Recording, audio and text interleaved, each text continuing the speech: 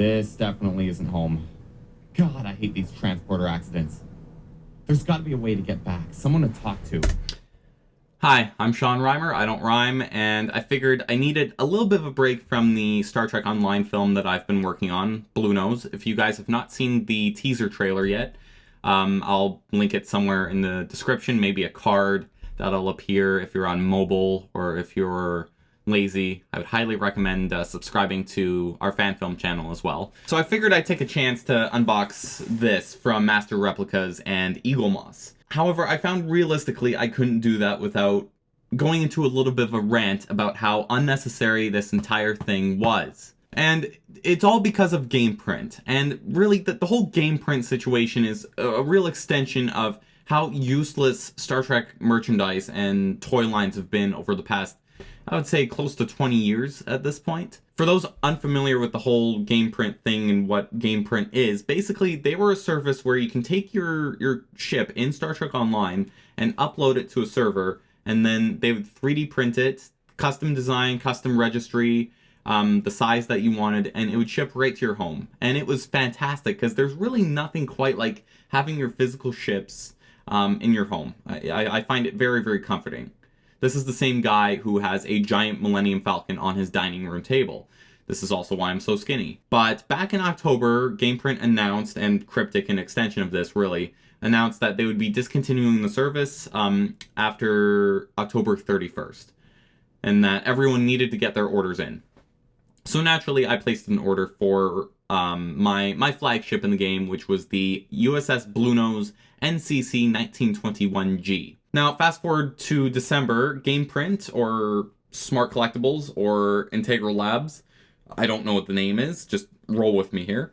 They announced a limited run of Star Trek Online ships, pre-made, including the Hestia class, which was the class that the Bluenose is. The advantage that these ships had over the one that I got is for $40 less, they came with a stand, and they were the same size. I kept my ship pretty much the same livery, the same kind of generic material that's used in the game. So I was like, you know what? I can put a registry on that, save $40, get a refund for the other one.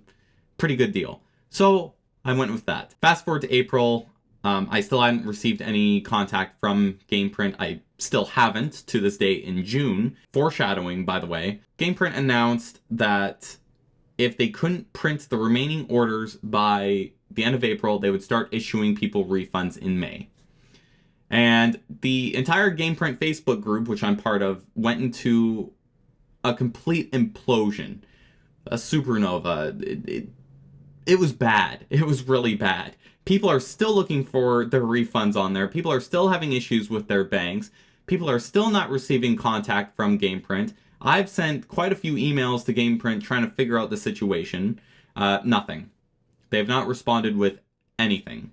So I decided to contact my bank, issue a chargeback, which I don't expect Gameprint to really dispute. I took that money and I put it into this XL 10-inch Eaglemoss USS Prometheus from Master Replicas' limited run of these ships. But when I was doing that, it really got me into a mindset of, you know how stupid it is to say, I got a refund from a defunct company who was making starships, and I used that money to spend on a starship from another defunct company. Because yeah, Eaglemoss is out of business too. Playmates has lost the toy license. Diamond Select and Art Asylum, they're long, long gone. I look at Vance's son Royce, for example, 7, 8 years old, trying to get Star Trek toys, because like that's how kids really discover things, how they get into things. That's why I still have my toys around. Realistically, what is he gonna get? He could get Playmates. I'm sure there's a few Playmates ones laying around from when they tried to do an unsuccessful comeback. You could do that. If you want some high-class ones, you know, Diamond Select. Those Diamond Select ships nowadays, holy cow, I did not know how expensive those were.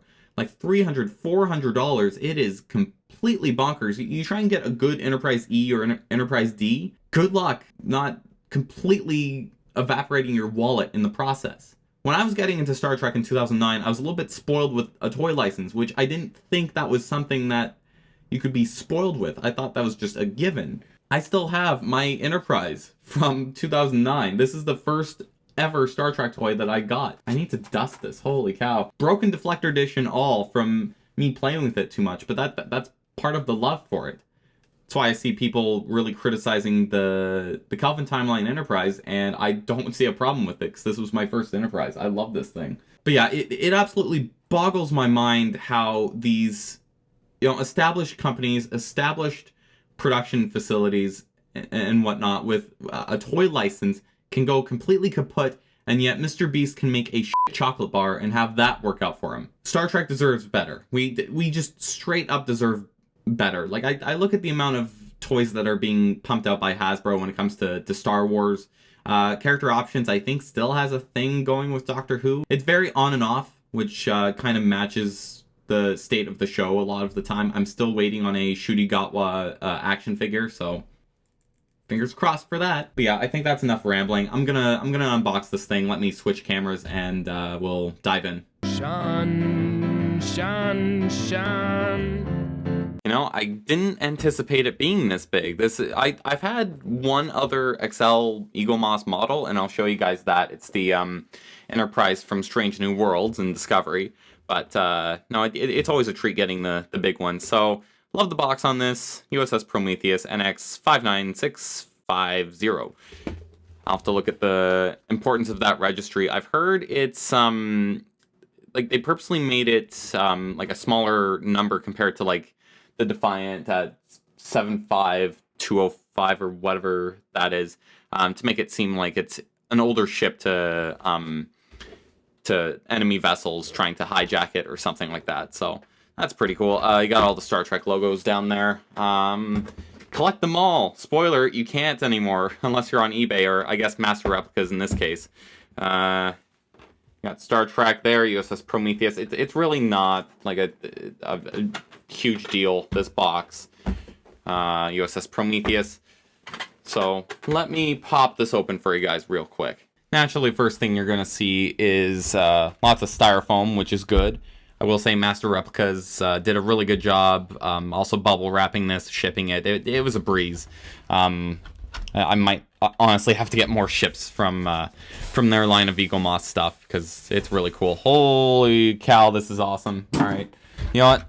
After seeing that, I'm not so butthurt about not getting my ship from Gameprint. Oh, that's gorgeous. I don't think it has a magazine, so it might have one underneath. I'm used to them being on top, so I'll take a quick look.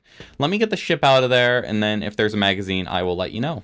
Okay, so I can confirm there's no magazine in here, which I really don't think is the end of the world. I like reading the magazines, but honestly, after I've read them, they tend to collect dust. For those wondering about the stand, here it is. It's an Eaglemoss stand, so it'll say the name of the ship, the unit number that it is. Nothing too special. It is a felt bottom, which is very nice. And then you just kind of smack the cradle in there. Stick it in there, I should say. You don't smack it. Don't smack this. One thing I will recommend, get some crazy glue or something. Just kind of make sure that's really in there. Just because you don't want the big ships falling. Speaking of big ships, holy cow. Yeah, like I was saying, I do have an XL Enterprise from Strange New Worlds, but I'll do a quick size comparison with that if I can reach over. The Prometheus is still a lot bigger, and it's a lot heavier too, a lot more dense than the Enterprise, so that's really cool. But taking a closer look at the Prometheus, you'll see the registry on here. I love the weather detailing on here. Honestly, when I change the Bluenose back to this, there's a updated Prometheus material. I think I'm going to put that on there as well, because this is absolutely glorious. The phaser strips, they have a very nice ridge on there. I love the die cast. It's such a high quality material. I really don't think there's going to be another company like Eaglemoss that's able to do stuff like this. The nacelles are really transparent. It is, you know what? Now I don't regret leaving my wireless charger over there with the blue glow, because now you can kind of see the blue glow through the nacelles, which is very, very nice. Got the shuttle bay back there. All of this is just lovely in detail. Deflector dish. I even love how they included the multi-vector nacelle on here. For the Bluenose film that I'm working on, I've actually made this kind of like its own secondary deflector in a way. The weight on this, like this is without a doubt the biggest Eaglemoss thing that I've gotten. I'm tempted to get like the Enterprise D. I think I have one at a model or a comic book store somewhere in Calgary, so I'll have to take a look. But wow, this is very, very nice. And I'm kind of happy that this video went from a bashing Gameprint video to one honoring Eaglemoss. I really wish they'd come back. If you guys want to check out more of their stuff, I know Master Replicas, I think they're sold out of the Prometheus on Master Replicas. I think I got like one of the last ones because I was really eyeing it. But they do have some more ships on there. I'll leave a link.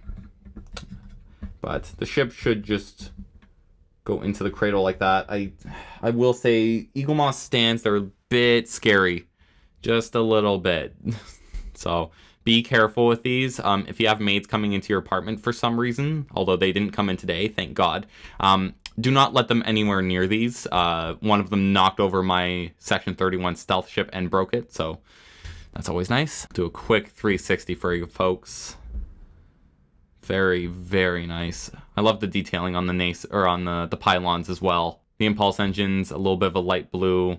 Wish they might have been a different color, like red, but who knows. Little windows on it too are this light blue, so I can't get enough of this. Bit of a quick video, bit of a rambly video for you guys today. I needed to get that out, my frustrations with Star Trek toys, but for those collectors, if you have not gotten into Eaglemoss, I really do think they're the most versatile. I like some of the electronic Diamond Select ships and Playmates, but in terms of the detailing, the quality, the manufacturing, you can't beat diecast and you can't beat Eaglemoss. I would love to see another manufacturer try, but good luck. I'm Sean Reimer. I don't rhyme. Thanks for watching.